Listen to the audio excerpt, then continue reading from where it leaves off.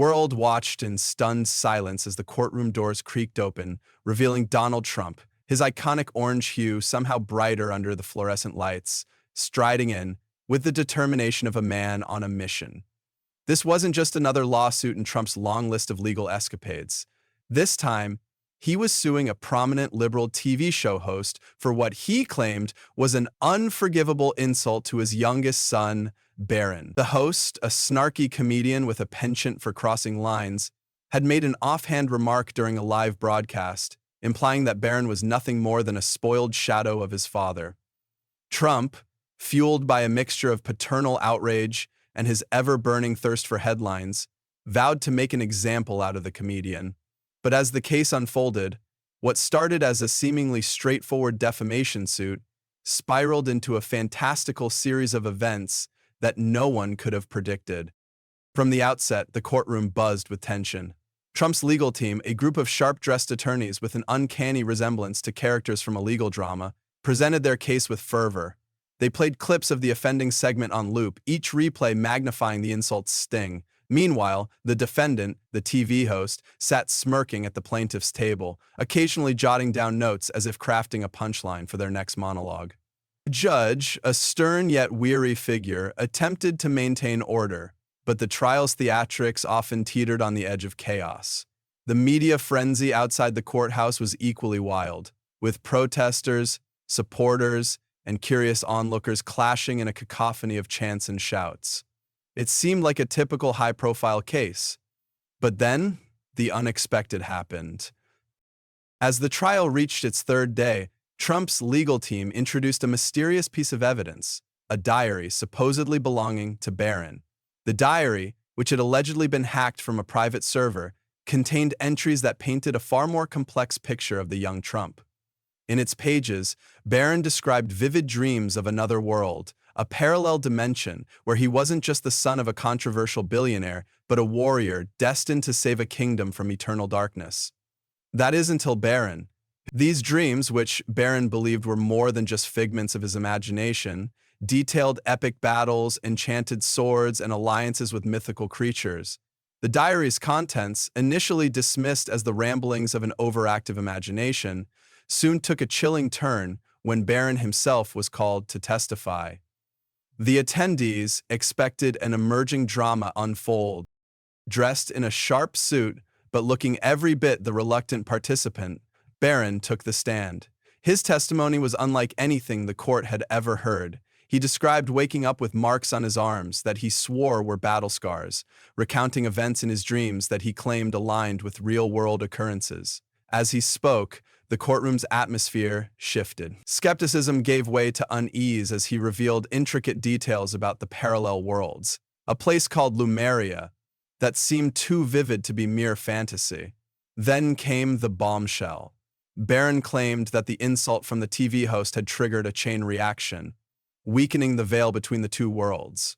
"They're coming," he said, his voice steady yet haunting. "And they're not happy." So, what? The Bart writes might. What followed was a series of bizarre and unexplainable events. Lights flickered, the courtroom's temperature plummeted, and a low, guttural hum resonated through the walls. Witnesses reported seeing shadowy figures lurking in the periphery, their forms shifting and dissolving when approached. The trial was abruptly adjourned, but the chaos was far from over. News outlets quickly picked up on the supernatural undertones, and conspiracy theories exploded across social media.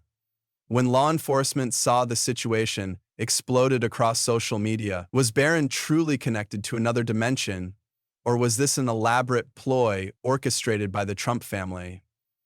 Skeptics dismissed the claims as a distraction tactic, while believers flocked to the courthouse, hoping to catch a glimpse of the supposed portal to Lumeria. Lumeria suspects the truth and asks you to enter your usual entrance with no fanfare. As days turned into weeks, the line between reality and fantasy blurred. Barron's diary entries continued to surface, each more detailed than the last, describing a looming threat that would spill over into the real world unless the champion fulfilled his destiny. Meanwhile, Trump, ever the showman, capitalized on the chaos. he announced a global press conference, teasing the truth about Barron's powers. The event, held at one of his lavish resorts, drew millions of viewers. Standing beside a visibly uncomfortable Barron, Trump declared, "My son is not just a Trump, he's a hero, and together we're going to make both worlds great again." But the climax came when the portal to Lumeria allegedly opened on a stormy night, with cameras rolling and a crowd gathered at the courthouse. A swirling vortex of light appeared in the sky. Out stepped a figure clad in armor, their face obscured by a glowing helm. They spoke in a language no one understood, but Barron seemed to comprehend every word. The armored figure knelt before him, presenting a weapon that shimmered with otherworldly energy. The time has come," Barron said, his voice echoing with an authority far beyond his years. "I must go." In the end, Barron disappeared into the portal, leaving behind a world both awestruck and bewildered. The trial was forgotten, the insult overshadowed by the fantastical turn of events. Trump, ever the opportunist, spun the story into a narrative of triumph, claiming credit for raising a galactic savior. The TV host, now a staunch believer, dedicated their platform to uncovering the mysteries of Lumeria. And the world, forever changed, waited with bated breath for Barron's return, wondering what lay beyond the veil and what it meant for humanity's future. Months after Barron's departure, strange occurrences began to plague the Earth. Unexplained weather patterns, mysterious symbols appearing on landmarks, and whispers of creatures seen in remote areas all pointed to the veil between worlds thinning further. Trump, never one to miss a business opportunity, launched a new initiative he called Lumeria Enterprises, promising to bridge the gap between the dimensions. He wanted to remove the barrier between the dimensions. His resorts transformed into supposed training grounds for future heroes, complete with overpriced merchandise and exclusive memberships. Skeptics mocked the endeavor, but millions flocked to these centers, hoping to unlock their own inner warrior. Well, meanwhile, Barron's adventures in Lumeria became the stuff of legend. Reports trickled in from those claiming to have received visions or dreams of his battles. He was said to be leading an army of mythical beings, dragons, phoenixes, and shadowy warriors, against a dark force known as the Oblivion King. Each victory in Lumeria seemed to have ripple effects on Earth. When Barron reportedly sealed a cursed canyon, a devastating earthquake in California abruptly stopped. When he vanquished a plague-spreading demon, a mysterious illness in Asia disappeared overnight. The connection between the two worlds became undeniable.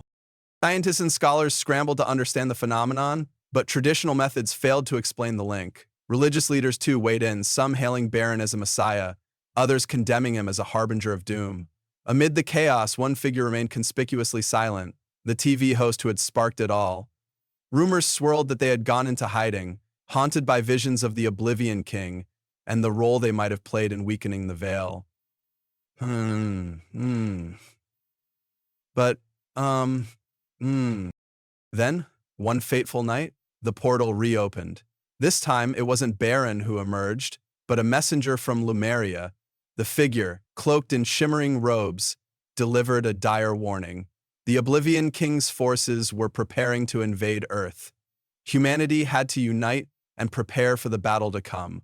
The messenger presented a relic, a glowing orb, that they claimed would allow Earth's champions to communicate with Barron and receive guidance. A robe that they claimed, the orb was entrusted to none other than the TV host, who reluctantly stepped back into the spotlight. "I never wanted this," they admitted during a televised address, clutching the orb with trembling hands.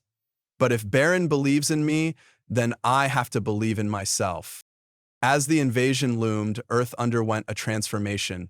Nations set aside their differences to form a global alliance. Ordinary citizens trained in combat and strategy, inspired by Barron's courage. Trump, of course, declared himself the supreme commander of Earth's forces, much to the chagrin of actual military leaders. Yet, even his critics couldn't deny the unity his antics had inadvertently fostered. And All these things true, Barron still had his courage to make laws to the world and find war, and use it to confront, and the final battle drew near, and as the skies darkened with the Oblivion King's approaching army, humanity stood ready, their hope resting on the shoulders of a boy who would become a legend.